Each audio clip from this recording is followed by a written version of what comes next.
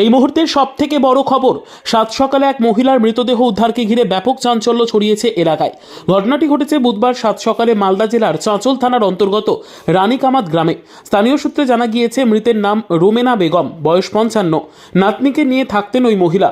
হঠাৎ গভীর রাতে মুখোশ এক ব্যক্তি তার বাড়িতে ঢুকে পড়ে। তারপর ওই মহিলাকে ঘুমন্ত অবস্থায় বাড়ির এক ঘর থেকে আরেক ঘরে নিয়ে গিয়ে মাথায় লোহার রড দিয়ে আঘাত করে, আর সেখানেই তার মৃত্যু হয় বলে গ্রামবাসীকে জানিয়েছেন তার ছোট নাতনি।